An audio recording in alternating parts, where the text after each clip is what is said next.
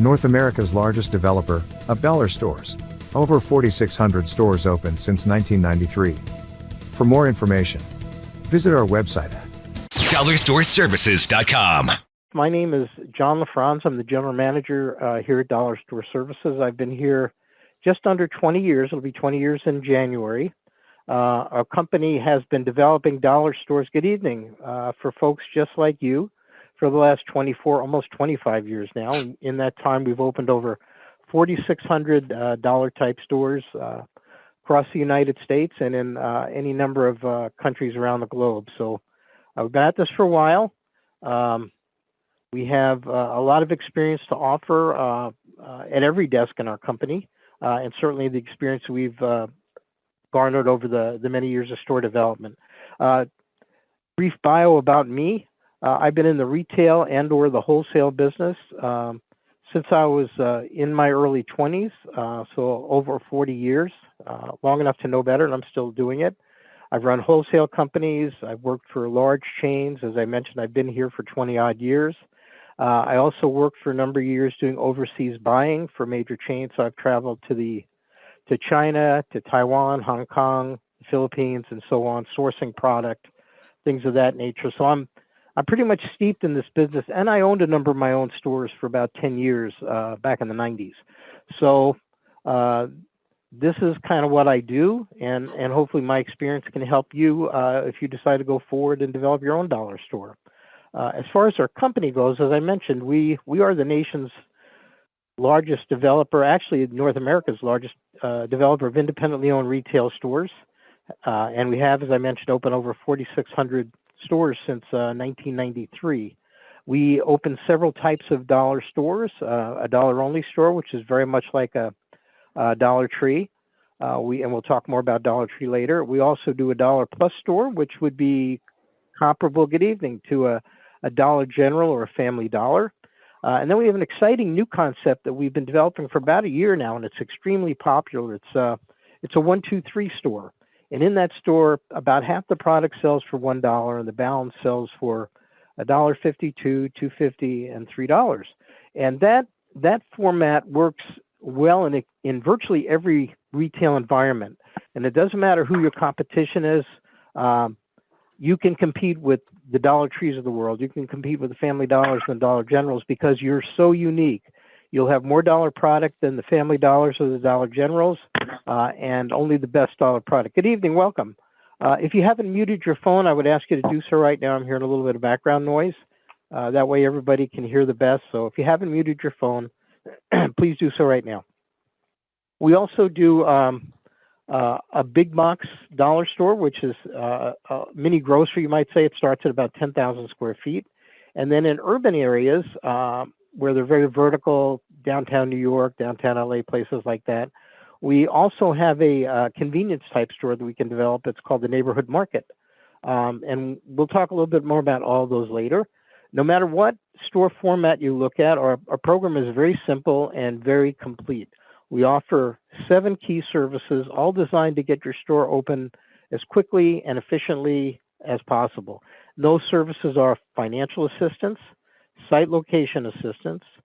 We negotiate your lease agreement, and then we provide a complete setup of the store. We provide all the labor, the fixtures, the equipment, the interior signage, and allowance towards the cost of the outdoor sign, all the inventory, of course, and we send a crew out to put it all together. We also offer you comprehensive training both before and after you're open. We do that primarily over the internet and via the telephone. And you have access to the online training at any time. You can do it all at your convenience. Along with those services, we provide you membership in our merchandise network of suppliers. And that's a key component because being part of our supplier network can enable you to buy product at 20 to 25% less than you would pay at those same suppliers going in there as an independent owner, not part of our network. So very, very significant. In fact, if you were to buy $300,000 in inventory next year for your store, that 20% savings can mean $60,000 in additional profit to you, and as much as $75,000 additional profit just by being part of our merchandise network. So it's a very, very key component of what we do. And I'll talk for a minute shortly about how that all works for you. In financing, we have any number of different types of lenders that are designed to address virtually every credit profile that might be presented to them. They're all primarily FICO score driven, and we have lenders that can help you with home equity, SBA loans. You can borrow against your CD or your 401k. We have a new lender that we're working with now, just very recently, and they are able to actually provide funding for people that might have some minor bumps on their credit, some lates or a little derogatory item here or there, where before lenders would have to have those removed via credit repair or something like that. This lender can work with a minimum credit score, and those bumps and blemishes don't have to be removed before they can go forward and provide funding. So very, very exciting for us, and a great opportunity for a lot of people that want to get into their own business. If you need a business plan, if you're working with your own lender, we can create one and provide that to you at no charge. And the whole process for us and for you starts with an application deposit to see if you can get financing. And you'll know within 48 to 72 hours if you qualify, and if so, what the terms of the funding might be and the amount of funding that you qualify for. Once you determine that you want to go forward, you've secured your funding, we move you into site location. In our office here, we have our own real estate staff. In site location, you're assigned a leasing manager and a site location specialist. They will identify every location that meets the size parameters in the area that you would like to develop your store. Then they research them to make sure they're suitable in terms of competition and the environment of the location itself. You will have access to a secure website that we call EasyTrack. And on EasyTrack, you will be able to see everything there is to know about every location that is under consideration. The population, the vehicle traffic going by the shopping center, the population, again, at 1, 3, and 5 miles, the household income, the ethnicity, everything you could want to know about that location, a map of the competition showing who they are and where they are in relation to your potential store location. And I will say that there are a lot of locations that we research that you will never see. If there's a competitor too close, or the asking rent is so out of line that we know the landlord is never going to negotiate to an acceptable level, you'll never see those types of locations. So we may look at 15, 20, 30 locations. You may see 6 or 8 or 10 of them after we've eliminated the ones that just are not suitable. So that's part of the process that we go through. You'll have all that information as you see, and then we'll have you visit those locations to get your input, which is invaluable, because you're going to be able to see what actually exists on the ground. You know, sometimes when you get to a shopping center, which looks great on the internet, but you get there and they built a gas station out on the corner of the intersection, so all of a sudden it's a little harder to see the shopping center from the intersection when you're sitting at a traffic light. We also want to see, is the center well maintained? Is it well lit at night? Is it a safe environment for you and for your customers? We want to make sure that all around it's a strong location. If, as we hit upon locations that you approve of and we like as well, we'll make arrangements for you to get inside the space to assess the interior condition. We'll have you take some photographs. So we know exactly what we have to negotiate for the landlord to do. And we do that, again, on any number of locations, because when we're done, we want you to have several options of locations, and we can help you compare and contrast one against the other. Maybe the rent's a little bit higher here, but the competition is much farther away. So there's a lot of factors that go into it. And we'll talk through all those things as you start to evaluate those final choices in location. Once we've hit upon a location that checks all those boxes, our leasing manager gets very involved with you. He's going to issue a letter of intent to the landlord, which is our first offer, the first step in the negotiation process. We submit a letter of intent that has over 17 key provisions. We'll review that with you before we send it, so you know exactly what we're proposing rent-wise, term-wise, what we're asking the landlord to do in terms of how they're going to deliver the space. Every one of our leasing managers here negotiates over 100 retail leases every year, so they're very skilled. And Our newest leasing manager, I believe, has been here 7 or 8 years. So they've all been with us a good period of time. They know our business. They know the pitfalls. They know what to look for, and they know what to avoid. Every letter of intent, as I mentioned, has over 17 key provisions, all designed to protect you. And I'll give you a couple of quick examples. For example, we always ask that the restrooms be compliant with the Americans with Disabilities Act, which means that they're handicapped accessible, the door is the correct size, the room itself is the correct size, the fixtures and handrails are there and they're suitable for somebody who has a handicap situation. And we want the landlord to pay for that if it needs to be retrofitted. If it's not, and you have to do it, that can easily cost you $10, $12, $15,000 just to retrofit that restroom. We don't want you to have to be responsible for that. We want the landlord to do that.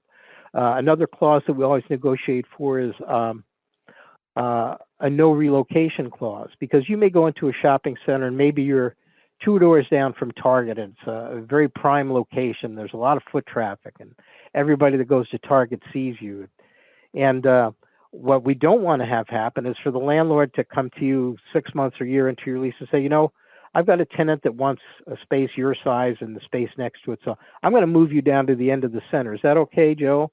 And of course, you're going to say no, and your lease is also going to say no because there's a no relocation clause in there. The landlord can't move you unless you approve. So those are a couple of protections. There's so many. We always negotiate for the landlord to do all the construction inside. We want you to do that. If you need to do flooring or paint, maybe the space needs those 2 items. We're going to negotiate for the landlord either to do that or to provide a tenant improvement allowance. You can get it done and they will reimburse you. But every negotiation is a little bit different. Then once we get to the final draft of the lease, and there's usually a couple of rounds of negotiation, when we get to the final set of terms, your leasing manager is going to review that with you. Review all the terms and clauses within the lease to make sure you're totally comfortable. And if you are, then we arrange for you to sign the lease. And we execute the purchase agreement, which is the agreement between you and our company for us to actually develop your store. And then we move you into our operations department. Our operations department actually coordinates the run-up to the setup of your store. They're going to be coordinating with you and the landlord on when the space is going to be ready, what has to be done. And then our operations manager, will schedule the store setup. Now, in our store setup, as I mentioned earlier, it includes all the fixtures, merchandise, interior signage, all the labor to receive all the fixtures and merchandise, all the labor to put it all together, to assemble the fixtures, put slat on all the walls, install the checkout, and then receive and stock all the inventory. When we're done, which takes about 1 week from start to finish. We arrive on a Sunday evening, the fixtures arrive Monday morning, and then the merchandise starts arriving. Typically, we're done with your store 100% by late Friday or Saturday, and you are ready to open. It's a very fast process. We do any number of stores throughout the year, and our setup people have been with us for many, many years, our supervisors, and they're very, very efficient in getting your crew moving and getting your store done as quickly as possible. And we're always going to ask you to spend as much time as you can in the store during that week, because even though you've gone through your training at this point, there's a lot of learning that can happen watching how we display things a certain way, where the different merchandise comes from. A lot of hands-on learning that can happen during that week, so we always want you there if possible. And of course, I mentioned earlier, we're also going to do your training, and that will happen between your lease signing and before your store setup. It's over the phone and on the internet. We're going to make sure that the trainer stays in contact with you for at least the first 60 to 90 days after you're open, almost every day, helping you write replenishment orders, helping you get ready for every season and holiday, making sure you have your merchandise ordered and the holiday signs are up, and you get a full set of signage for your inside your store and for the windows for all the key seasons and holidays. And then helping you source new product, because you're always going to get calls for items that you may not have in your store initially. So we help you find those items.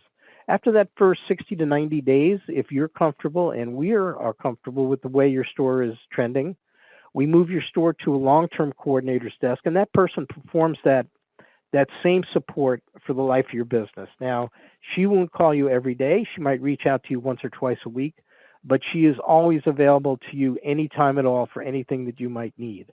And that's a key resource for you. And I'll give you a quick example. If you go into your store the morning after Thanksgiving weekend, which is an incredibly busy weekend, as I'm sure you know in the retail business, and you start to look around and you say, wow, I'm out of medium gift bags for Christmas and I'm missing red and green wrapping tissue, I'm sorry, and 18-pack bows for gifts and presents. And you're standing and saying, oh my gosh, I got to get all this product back in. We don't want you to have to call 10 or 15 suppliers trying to find out who's in stock on those items so you can do an intelligent order. You call your merchandise coordinator here, and she's going to have a hot sheet for every supplier, and she's going to know who's in stock on what critical items that you're looking for. So she can very quickly say, okay, let's see, supplier B has these items you're looking for, Joe, so let's go ahead and put an order together real quickly with them and get it out to you. And that's so important because during the last 6 or 8 weeks of the year, business increases per day at a very rapid pace. In fact, I always say that between Thanksgiving and Christmas, every day is like 3 days any other time of the year. So if you're out of an item for a day, you're actually out of an item for 3 days. Excuse me, I'm getting some background noise. If you could please mute your phone, whoever that might be. Thank you. So the last key component of our merchandise program is the Supplier Network, which I mentioned briefly earlier. Good evening, welcome. And we visit every one of our suppliers once a month, all the key suppliers, and we hand select the best new merchandise that they have, and we negotiate the prices on those items. And if we can get to an acceptable price and the quality is good, we're going to present that item to you. And you get new merchandise. Excuse me. I'm hearing some conversations. Can you please mute your phone? Thank you. We'll wait. Thank you. So we travel, we negotiate the best new items available, and you'll get new product information from us every single week. If we don't like the quality of an item or we can't get to an acceptable price for you, you will never see that item from us. Someone's having an issue with a smoke alarm, please mute your phone. And it's very hard to buy merchandise from a website or from a catalog. You really can't evaluate it, and that's why we do what we do. We want to hold the product in our hands. We want to make sure not only is the item correct, but the packaging is correct, because it's very, very important. And the other thing that I would say with regards to merchandise, there are 3 key components to a good merchandise program, and they are value, variety, and new merchandise. In terms of value, as I just mentioned, we hand select the best items and we negotiate the prices for you. You're always going to get the best value on the items that we recommend. In terms of variety, in our network, we have over 80 suppliers scattered around the country. And because many provide freight guarantees, you can buy product from suppliers that are far enough away that your competitors cannot because they don't have those freight guarantees. The other key item that our suppliers can provide to you is they will ship what's known as an inner pack instead of a full carton of product. So say you have pizza cutters, and pizza cutter comes 12 dozen pieces to a master carton is what we call them. You don't want to buy 12 dozen pizza cutters because you're going to have them for a long time. Even though it's a good selling item, that's a lot of pizza cutters. So our suppliers will ship you 12 or 24 pieces of a pizza cutter. You put them all out on the shelf, they turn very quickly, you rebuy them again. Instead of looking at that same carton for 6 months, you're buying pizza cutters every week or every other week, turning your inventory, always fresh, always new. The other advantage is because you didn't have to buy all those other pizza cutters, you can buy many other items and increase by a very great degree the assortment of product that you have in your store. So variety, very, very important. And the last component is new merchandise, and I can't stress this strongly enough. You want to have the key items, the consumables that people come shopping for: paper products, household cleaners, snack foods, things like that. Those are important, and that's why people come to your store, and that's the first thing that they put in their cart or their basket when they come through the store. Because they have a list, just like you have or I have when we go shopping. But once they're in the store and once they're satisfied those needs, what you want to be able to do is sell them items that they didn't know they needed, but they see that the perceived value is so good that they have to make those buying decisions. And I'll give you a quick example. I went into the store a couple of weeks ago and I bought a package of paper towels that I needed. I bought a package of sponges. I bought some shampoo and conditioner.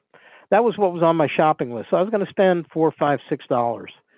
And then I started to look around and I saw this 4-pack of placemats would look great on my kitchen table. They were like $1 or $1.50 and make my wife happy. So I grabbed those, and I saw a man-made chamois, and I usually wash my car with the old towels, but I said, boy, that'd be nice. So I picked up a couple of those and a couple of toys for my grandkids, and all of a sudden my $6 sale was now $10 or $12 or $13, because now I'm buying items that I didn't know I needed. But again, the product was so good, the value was so good, I had to buy them, and so I did. But now I'm going to go back there tomorrow, and I know I need some of those consumable items again, but I don't need the chamois, I don't need the placemats, I don't need the toys. I still have all those things. But if you show me something new in auto care or in home decor, now I'm a customer again. And that's why the new goods are so important, because they build up your average sale, they build your bottom line profit, and they keep customers coming back because they know they're going to see something they haven't seen before. They can buy paper towels pretty much anywhere, although you're going to be the cheapest person to buy them from. But what you want to do is educate your customer to know that every time I come into your store, man, I'm going to see something I've never seen before, and I know the value is going to be great. So it's so important. The new merchandise is the engine that pulls the train. And you should make sure every time you order product, at least 40 to 50% of that order should be items you've never had before. So you always have a ton of new merchandise for people to choose from. It's so important. And that is basically our system. As I mentioned earlier, we have incredible long-term support for the life of your business. There's going to be always someone in contact with you to help you with merchandise and operations, your merchandise coordinator, your long-term coordinator, and of course, you have access to anyone in our company at any time. Often we have clients come back to us. They want to renegotiate their lease for another term, or they want to take on additional space, or they need some different fixtures, whatever those things are. We're always available to you at any time at all. So that is our merchandise program. That's our store development program, and that's kind of what we do. And I will entertain questions about all that in just a little bit. I want to take a minute and talk about what's going on in our industry, and I know I'm kind of going on, so I'll try and wrap it up here pretty quickly. But there are some exciting things that are happening right now, and I want to point out before I forget, because you're attending the Teleseminar tonight, if you do decide to go forward and make an application deposit before next Tuesday, you will qualify to get $2,000 in free merchandise when you open your store. So I know that was in the email probably. Well, I know it was in the email, but I just want to make sure that we don't forget to at least mention that because it's a nice value for you and kind of compensates you for your time and having to listen to me, of course. A couple of things that are happening, Jeff, very recently, I'm sure you saw it in the news. Dollar Tree announced that they're going over $1 on a lot of items in their stores. Big change for them. And what they're finding is it's funny, they have many more layers of cost than you would have as an independent store owner. So they need to have a certain margin of profit to satisfy their shareholders. And that's a big part of the reason that they went to the dollar plus. Now, I don't believe that what you're going to see based on everything I've read is that they're going to have better product at those prices. I think what you're going to see is they're going to mark up their existing product to $1.25 or $1.50. And consumers are not going to like that. You know, we're fairly smart people. If I was buying a 18-ounce bottle of window cleaner for $1, and now you tell me it's going to be $1.25 or $1.50, I'm just going to walk away from that. If you give me a 24-ounce, then I might say, okay, it's a better value than it used to be, so I'm good with the $1.25. I don't think that's what they're going to do, but we'll find out. But what it does is it puts you at a nice competitive advantage. If you want to operate a dollar-only store, if that's the format that you want to go after, all of a sudden now you're less expensive than Dollar Tree. I don't know anybody saw that coming, but the fact is you will be, and it's an incredible advantage to you. And of course, if you want to do a 1, 2, 3 store or dollar plus store, you're on even footing with everybody, with the exception of the 123 store, makes you better than any of those other competitors. So the Dollar Tree making that move was phenomenal for our stores and for people that want to get into this business. So a very exciting time to be getting into it. As I might have mentioned in the email somewhere, this is a $60 billion industry. I'm thinking when everything's tallied up, we're going to be over $68 billion nationwide in dollar store sales, which is an incredible number. This year, there will be more dollar stores opened than all other retail stores combined in the United States, and the end's not in sight. Why are people shopping dollar stores more and more? Well, of course, a lot of people that never did shop dollar stores during the pandemic did for the first time because our stores had product that they needed, that they couldn't find in their grocery stores, couldn't find in their drug stores, and I'm sure all of us experienced some of that as well. You know, if you're looking for cleaners or alcohol or PPE products, you know, the masks, the sanitizers, things like that, our stores had them, and they had them in great numbers, and people that hadn't shopped us before did. And what they found was that the values were good, the stores were pleasant to shop in, they found what they were looking for. So people that had never shopped our dollar stores before, or any dollar stores, now do, and they're convinced that they can get great value there. And interesting, and I'll go back a little bit, there was a survey that was done earlier this year for the grocery store chains. And they asked people, what is most important to you when you shop? And over 70% said price, big surprise. The other thing that they said overwhelming, and again, over 70% said convenience. And what do dollar stores offer to all of our customers? We offer price and we offer convenience. You don't have to park in a 2-acre parking lot at a Walmart and walk a half a mile to get in there, buy a roll of paper towels and pay too much for it. You go to a dollar store, do your shopping in 15 or 20 minutes and be out the door and spend less money. People like that, and especially with the economy right now, people are shopping dollar stores in greater and greater numbers yet again because they're seeing prices rise in the grocery stores and so on. And the other component of that survey, which really kind of tickled me a little bit, is they asked, do you feel if you've been gouged by your grocery store during the pandemic? Over 80% said absolutely yes. We think we were taken advantage of. And people remember those things. So that's kind of what's going on in the industry. Exciting time to be getting into this business. Unfortunately, during the pandemic, many traditional businesses didn't survive, and that's sad. But the upside for our business is that there are many, many great locations available, and landlords are looking for businesses that are, you might say, pandemic proof. Our stores did not have to close during the COVID situation because they were considered to be essential businesses in virtually every state. So they didn't have to close. They provide products that people need every day. And landlords want that type of business. They don't want to have a situation where a business closes or has to go out of business. They're left with no rent and dark places within their centers. They want businesses that can survive, and not only survive, but thrive, and they know that our businesses do that. So with all that being said, what I'd like to do is kind of open it up to questions, and I would ask you, if you have a question, go ahead and unmute your phone and ask your question, and I'll address it with you. If you would please just introduce yourself by giving me your first name and where you're from, and that would be great. And with all of that, I appreciate your patience, and I'm ready for your questions.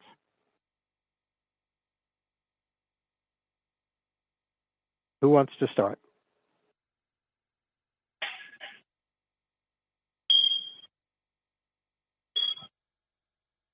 Anyone? Yeah, I have a question. Oh, go. Yes, sir. Who's this? My name is Edward. I'm from Eastern Texas. My question is very good. Go ahead. How much will it cost me to open a dollar store? Okay, good question. That's the first question. Wait, and the second one, are you going to look for store for me, or I'm going to look for the store and contact you? Thank you. Okay, two good questions. Okay, first, the starting price for dollar-only store, 1,000 square feet, is $82,900. Now, on top of that, you're going to need some working capital for things like your rent deposits and so forth. So you're going to need, on top of that, Edward, another $15,000 to $20,000. So you can figure about $100,000 is what it will cost to get your store open. And that includes some working capital and so forth. And most of our lenders, which I neglected to mention earlier, so I'm glad you asked the question, most of our lenders, if you qualify, can cover the entire store package price, including working capital. So they can almost fund that entire amount in most cases. So that's a good thing. The second part of your question is easy to answer. You don't have to find the location. We do all that research for you.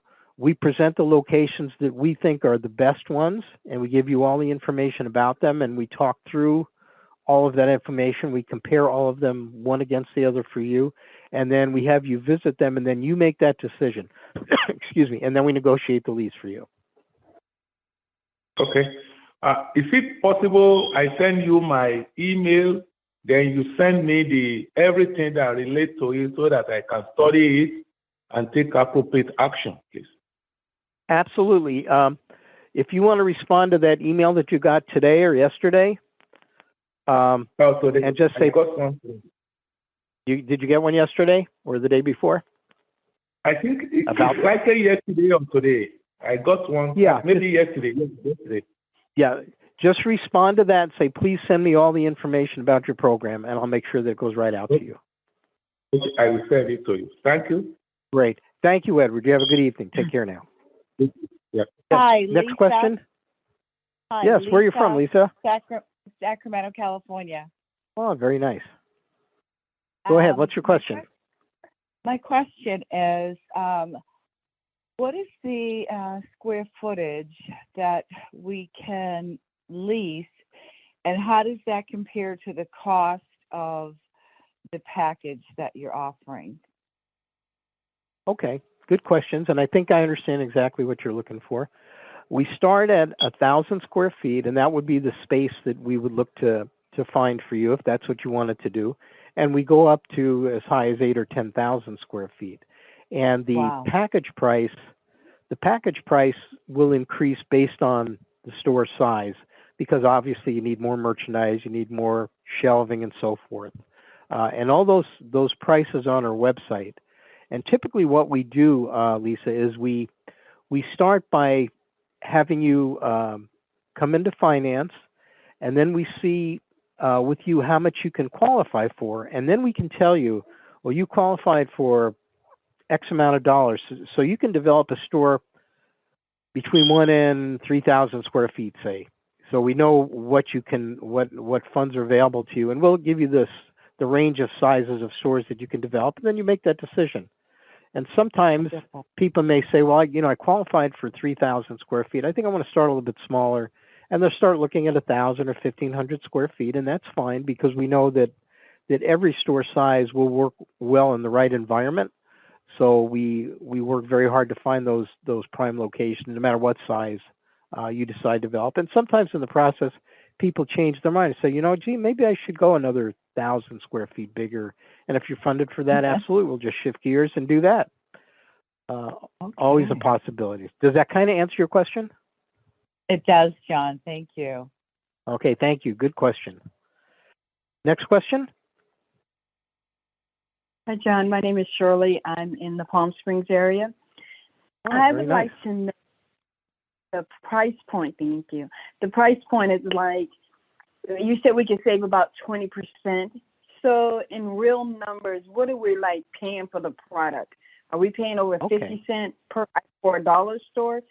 Or is it 75 or 80 cents? I'm just trying to get an idea of the potential profit after all expenses. Absolutely. Okay, and a good question. I should have touched on that myself. So great question. Shame on me. Great question.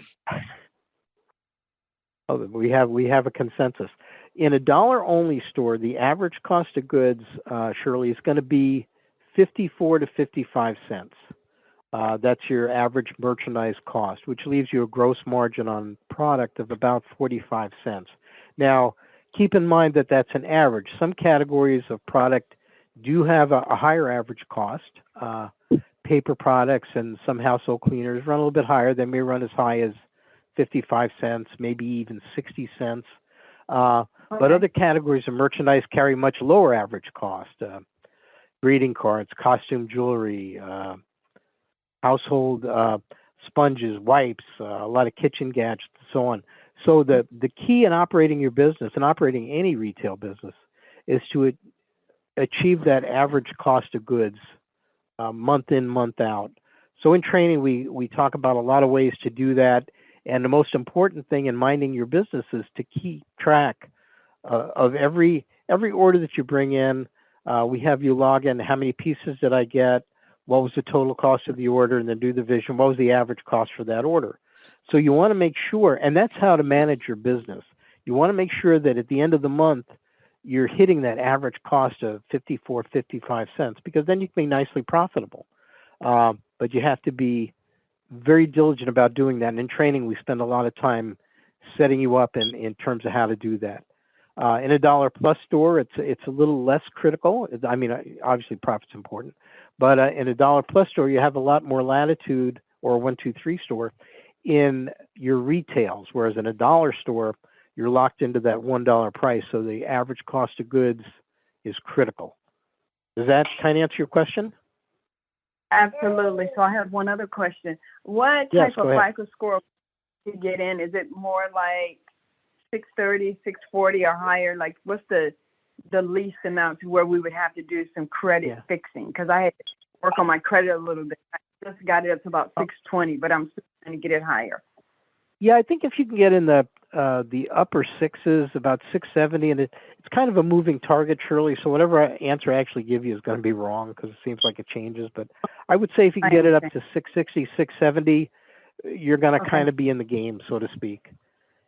And it's not that hard to get there. You know, if you have some old derogatory items, you know, I have a neighbor and I kind of helped them a couple of years ago, and he was, I think his credit score was under 600, but he had a lot of old stuff, collections that didn't apply, and I kind of walked him through what to do to dispute all those, and usually they end up just falling off. They surrender, and you get you know, it's amazing. You can clean up, you can move your credit score 30, 40, 50 points in a relatively quick period of time. So yeah, good project for you to jump on.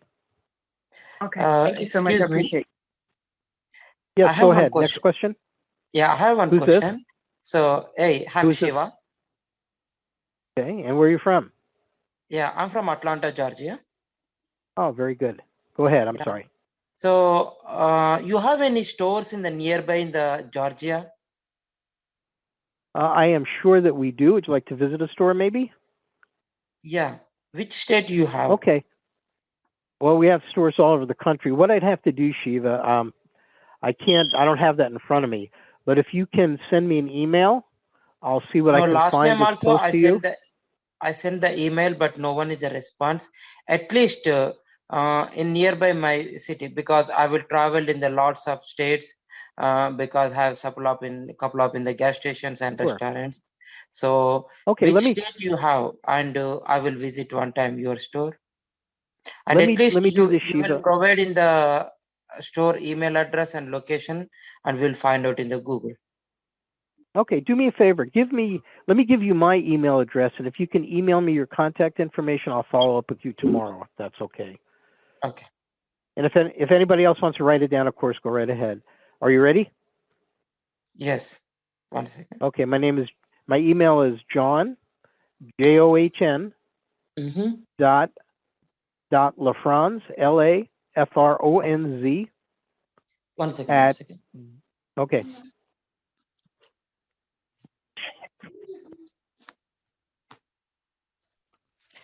JOHN.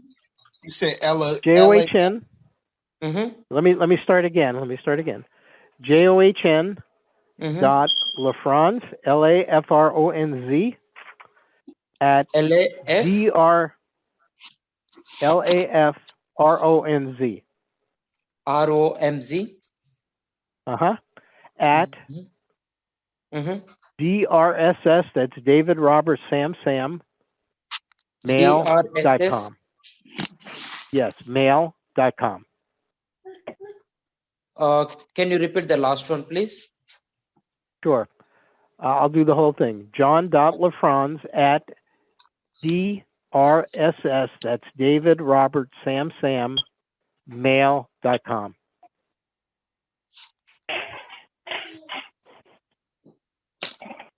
What is the Gmail? What is this? It's DRSS mail. It's not Gmail.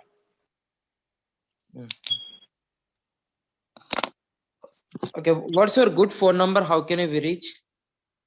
Okay, 702-637-3389.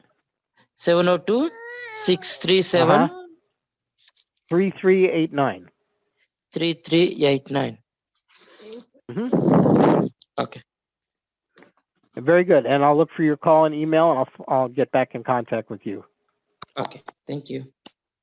Thank you, Shiva. Have a good evening. You too. Yes, next question.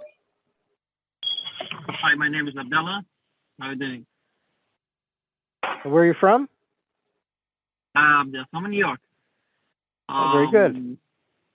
Yeah, nice to meet you today, conference.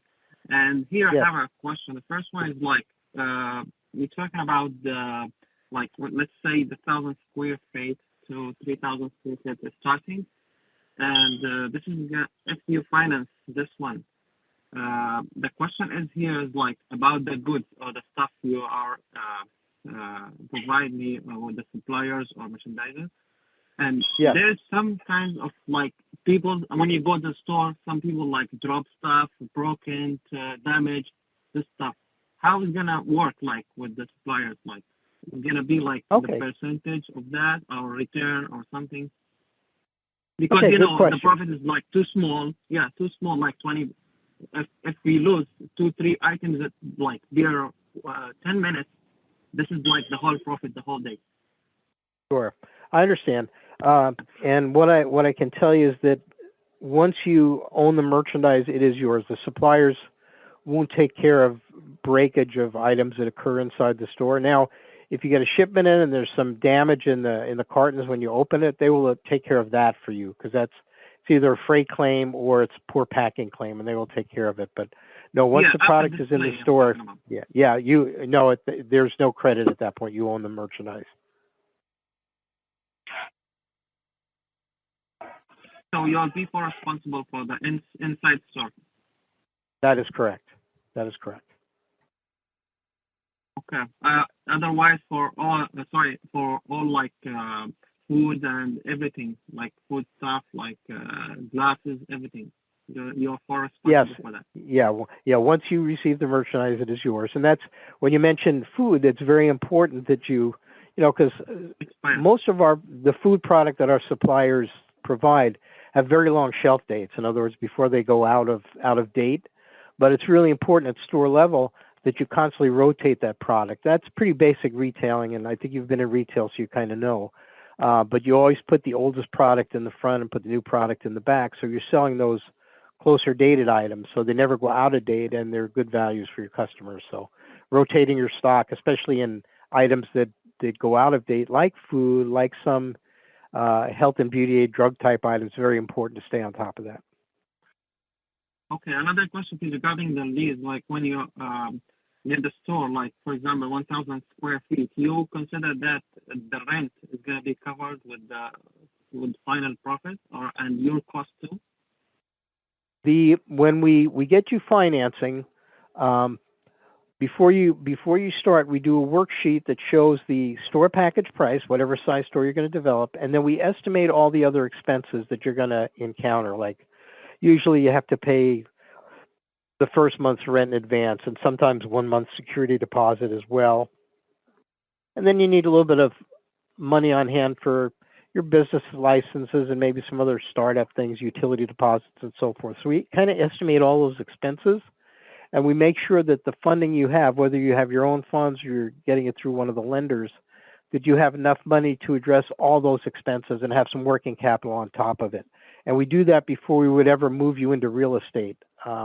We want to make sure that you're fully comfortable going forward. Exactly.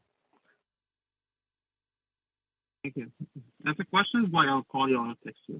Email. Very good. Yeah, anytime. Please do. Please do. Thank you. Next question. Hello. Hi, I'm John. Janae. I'm from Sacramento. Okay, let's let the young lady go first. What was your name again, ma'am? Janae. Janae. Okay, very good. Go ahead. Do you guys help with creating our LLC? And then the follow-up question, if we already have an LLC and we want to switch it to the dollar store, will you guys help with that? Yeah, in fact, I'm going to answer the question backwards. Excuse me, if you are not asking a question, please mute your phone so we can all hear. I hear some background conversation. So, Janae, if you have an existing LLC, you don't have to change the name of the LLC. You can, if you want to, you can file a DBA when you open your store and run it under the same LLC if you choose to. For example, if you have maybe you own a car wash right now and it's Bubbles Car Wash LLC, you can file a DBA for your dollar store. It could be Janae's Dollar Store. It'll be Bubbles Car Wash LLC, doing business as Janae's Dollar Store. So it's just a simple document that you file, because you can operate many different types of businesses under the same LLC if you choose to do that. Or if you want to keep them all separate and as a separate LLC for each one, you can do that as well. And then to go back to the first part of your question, most of our owners, we have some resources that we can direct our owners to set up their LLCs. And most often people will use LegalZoom or somebody like that. It's very inexpensive, and they do it exactly right. We used to have a paralegal here that used to do that, but I was always concerned, as good as he was, everybody's situation is very different. So using a company like LegalZoom, you're totally protected in terms of how they establish your LLC. So that's the best scenario for you. So does that kind of answer your question? Yes, thank you. Thank you very much. Next question? Yes. Hello, this is Jonas Lima from Maryland.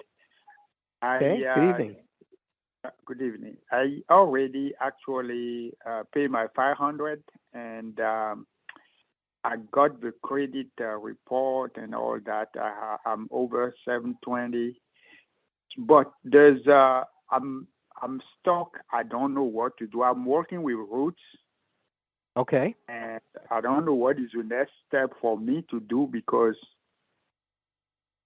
he was telling me about some stuff on my credit card that is like a late payment a couple of times many years ago or things like that. And do I have to go through clean that also, even though I have 720? What is the best way for me to go forward? Okay, good question. I can have Ruth follow up with you tomorrow, but with some lenders, yeah, you would have to get those off before you could go forward. But we just started using this other lender, as I might have mentioned, maybe you weren't on the call, but they seem to be able to do a better job with people that have like a minor blemish like you're describing on your credit. So let me do this, Jonas. I'll get with her in the morning, and then I'll have her reach out to you, because it may be that you're a great candidate for this other lender. Okay. So I'll do that. Before I leave here tonight, I'm going to send an email her way, and I'll follow up with her in the morning. Okay. Thank you. Great. Thank you, Jonas. I appreciate your time this evening. Thank you. Next question? Next question?